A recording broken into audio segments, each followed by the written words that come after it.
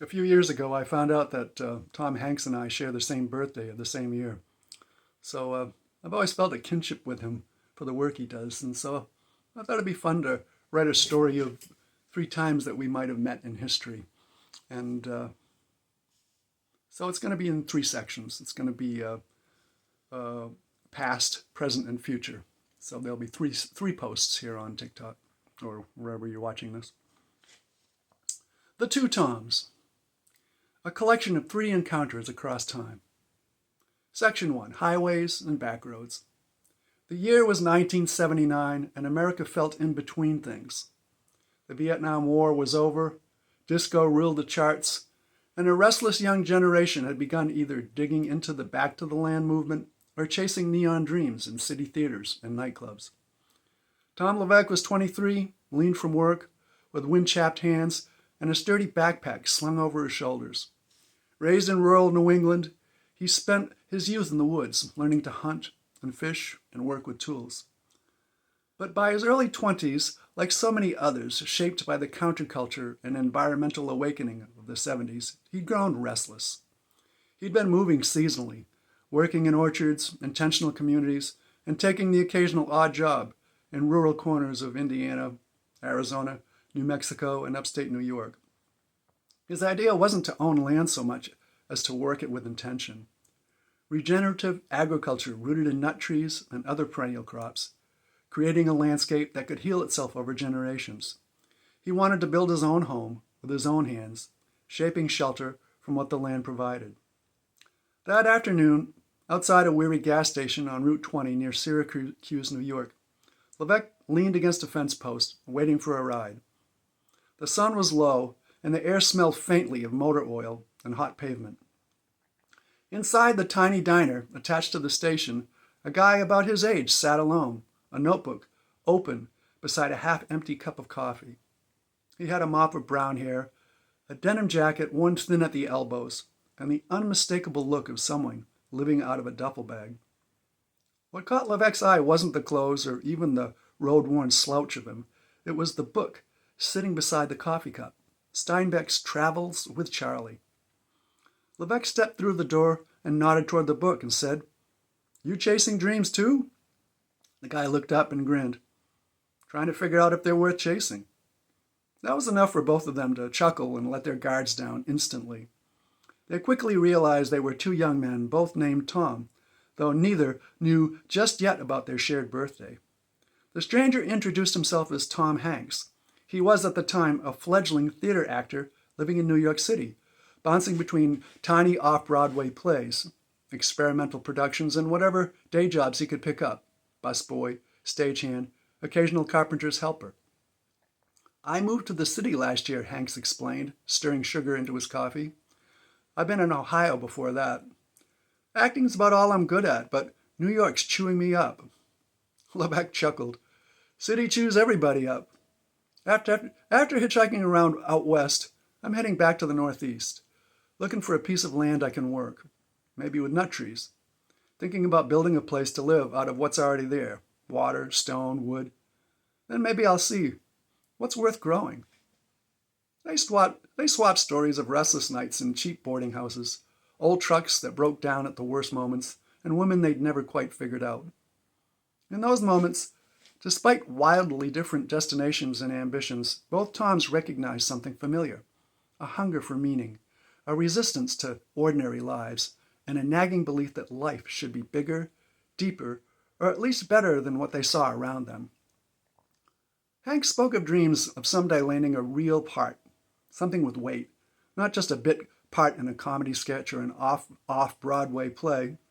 Levesque spoke of regenerative farming, of food forests and nut groves, of imagining land as medicine for both people and place. "I envy that," Hanks admitted. "Something solid. The work, the land.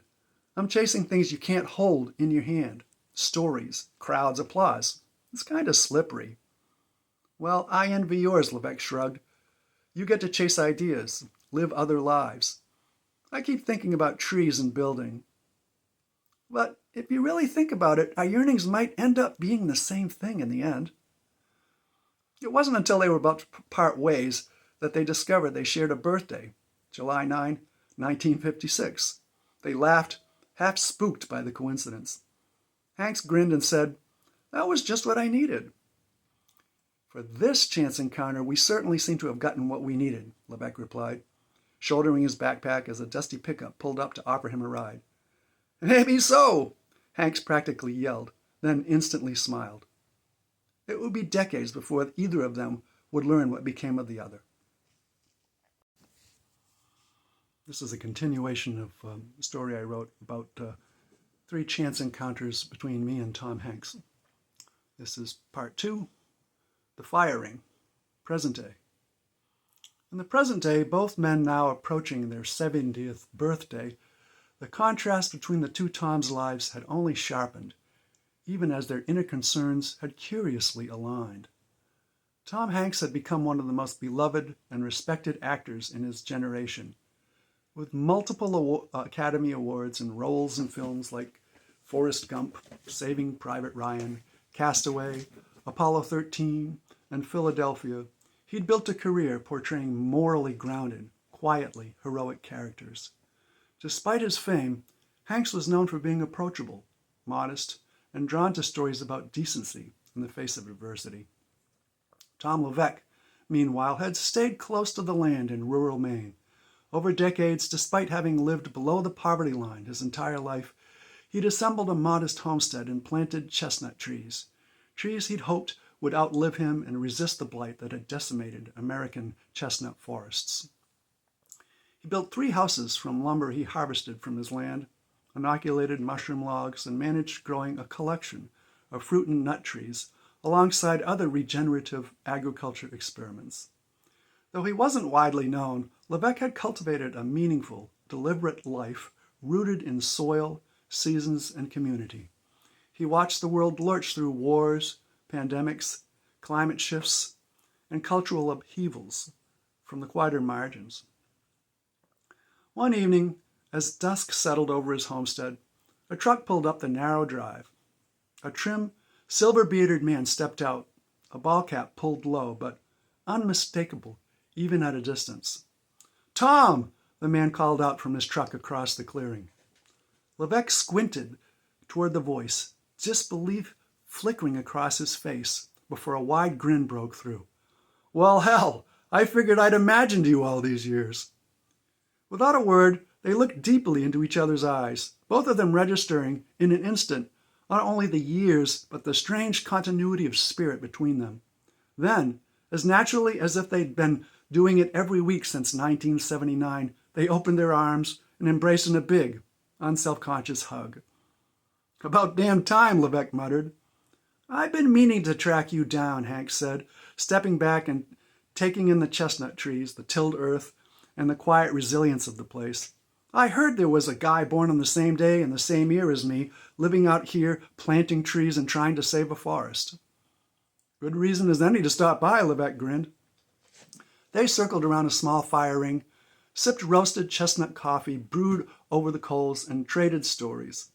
Lebec spoke of regenerative practices, the uphill battle against land speculators and aging bones, the chestnuts slowly reclaiming ground on hillsides that had been scheduled for clear-cutting before he had intervened.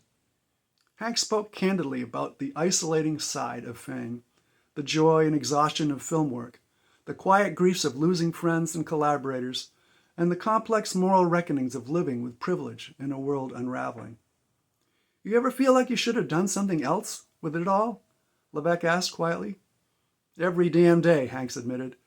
"Movies don't fix the world, but stories do help people keep moving. But you actually built something tangible. It's not make-believe." Lebec shook his head. "Your work in movies has inspired millions to make themselves into better people, Tom. If it weren't for the movies, especially stories like the ones you act in, nobody would be planting trees either." Hanks looked into the fire. "Maybe we ended up doing the same work in different ways." As the night deepened, they raised their cups. "To unfinished business," Hank said. "To good company along the way," Lebec answered. And for a while longer, neither spoke, both content to let the frogs and the night air fill the space between them. This is part 3 of a story I wrote called The Two Toms, about three chance encounters between me and Tom Hanks, past, present, and future. This is section 3, or part 3, The Last Planting. By 2036, the world had changed again. Technology had blurred lines between real and virtual. Climate change reshaped coastlines and weather patterns, and the social media spectacle had long since frayed people's attention spans. In some ways, the world was unrecognizable, and in others, the way a sapling turns toward light or a fire burns down to coals, the old patterns remained. Tom Levesque, now 80, still lived on his land in Maine, though his pace had slowed considerably. The chestnut grove had finally matured, tall, sturdy trees. Their leaves shimmered like old coins in the wind. His joints ached, and his steps were cautious, but his sense of purpose hadn't budged. On a mild spring evening, a quiet, zero-point energy-powered truck meandered up the drive, the hum barely louder than the rustle of leaves. Out stepped a man Levesque recognized instantly, though both of them were decades removed from their prime. Hanks was thinner now, his famous face weathered but kind, his gait careful but upright. His signature modest grin hadn't aged a day. "Still planting trees?" Hanks called across the clearing. "Till I can't lift a shovel," Levesque replied, a familiar grin answering his. They fell into step together, moving slowly down the path between rows of chestnuts, butternuts, and hickories. The trees stretched high overhead, their branches weaving a canopy of new green. Levesque gestured to a clearing ahead where a young neighbor's granddaughter knelt beside a freshly dug hole, cradling a sapling. "Good crew you got," Hanks said. "Gotta train the next one," Levesque answered. "I promised her this chestnut would outlive any of us." They paused, leaning on their shovels, taking in the late afternoon light filtering through the trees.